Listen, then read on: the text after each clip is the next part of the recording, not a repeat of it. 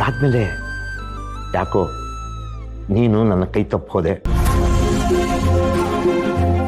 ಅದ್ಯಾವ ಗಳಿಗೆಯಲ್ಲಿ ಅಪ್ಪ ಮಗ ದೂರ ಆದ್ವೋ ಗೊತ್ತಿಲ್ಲ, ನಿನ್ನ ಜೊತೆ ಮಾತಾಡೋಕೆ ಆಗ್ತಾ ಇರಲಿಲ್ಲ, ನಿನ್ನ ಮುಖಾನೇ ನನಗೆ ನೋಡೋಕ್ಕಾಗ್ತಾ ಇರಲಿಲ್ಲ. ಮನಸ್ಸಲ್ಲಿ ಬೆಟ್ಟದಷ್ಟು ಪ್ರೀತಿ ಇತ್ತು, ಆದರೆ ಅದನ್ನ ತೋರಿಸ್ಕೊಳ್ಳೋ ಅವಕಾಶನೇ ಬರಲಿಲ್ಲ. ಹಳೆದನ್ನೆಲ್ಲ ಯಾಕೆ ಯೋಚನೆ ಮಾಡ್ತೀರಾ? ನಿಮ್ಮ ಮಗನ ಮೇಲೆ ನಿಮ್ಗೆ ಎಷ್ಟು ಪ್ರೀತಿ ಇದೆ ಅಂತ ನಮಗೆ ಗೊತ್ತಿಲ್ವಾ? ಹೋಗ್ಲಿ, ಏನೋ ಕಟ್ಟಗಳಿಗೆ ಅದೆಲ್ಲ ನಡೆದೋಯ್ತು. ಇನ್ನು ಮುಂದೇನಾದರೂ ನಾವೆಲ್ಲರೂ ಸಂತೋಷವಾಗಿರೋಣ. ಇಲ್ಲಿ ಒಂದು ನಿಮಿಷ ಕೂತ್ಕೋ, ಆ ಶೂಸ್ ಆಗುತ್ತೆ ಅಂತ ನೋಡ್ಬೇಡ. ಕೂತ್ಕೋ ಕೂತ್ಕೋ ಕೂತ್ಕೊಳ್ಳ.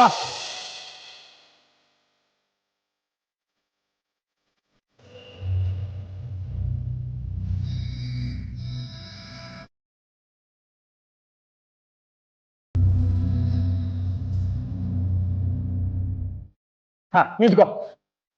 ಕರೆಕ್ಟ್ ಆಗಿದೆ ಅಲ್ವಾ? ಪರ್ಫೆಕ್ಟ್ ಆಗಿದೆ. ಇದನ್ನ ಹಾಕೊಂಡು ಜಿಮ್ ಅಲ್ಲಿ ಪ್ರಾಕ್ಟೀಸ್ ಮಾಡಬೇಕು. ದೇಹ ಹತೋಟಿಲಿದ್ರೆ ಮನಸ್ಸು ಹತೋಟಿಲಿರುತ್ತೆ ಕಣ.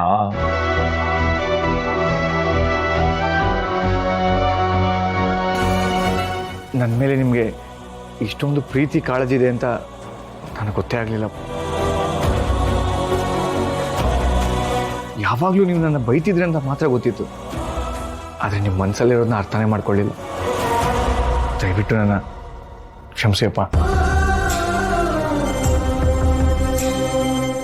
ಆಗಿದ್ದೆಲ್ಲ ಕೆಟ್ಟ ಕನಸು ಅಂತ ಮರೆತು ಇನ್ಮೇಲೆ ಹೊಸ ಜೀವನ ಶುರು ಮಾಡು. ಆಡ್ಕೊಳ್ಳೋರ್ ಮುಂದೆ ನೀನು ಗೆದ್ದೆ ಅಂತ ತೋರಿಸ್ಬೇಕು. ಅದೇ ನೀನು ನನಗೆ ಕೊಡೋದು ದೊಡ್ಡ ಮರ್ಯಾದೆ. ಆದರೆ ನಾನು ಏನು ಮಾಡಬೇಕು ಅಂದರೂ ನನ್ನ ಕೈಯಲ್ಲಿ ಒಂದು ಕೆಲಸನೂ ಇಲ್ವಲ್ಲಪ್ಪ. ತಲೆ ಕೆಡ್ಸ್ಕೋಬೇಡ, ಕೆಲ್ಸಕ್ಕೆ ಬರೋಣ, 1000 ಸಿಗುತ್ತೆ. ಯಾವ ಕೆಲಸ ಸಿಕ್ಕಿದ್ರು ಛಲ ಇರಬೇಕು. ಇವತ್ತಿಂದಾನೆ ನೀನು ನಿನ್ನನ್ನು ಬದಲಾಯಿಸ್ಕೋ. ಖಂಡಿತಪ್ಪ, ನೀವು ನನ್ನ ಮಗ ಅಂತ ಹೆಮ್ಮೆಯಿಂದ ಹೇಳಬೇಕು. ಹಾಗೆ ಬದುಕಿ ತೋರಿಸ್ತೀನಿ. ಇದು ನರಸಿಂಹ ಅಂದ್ರೆ.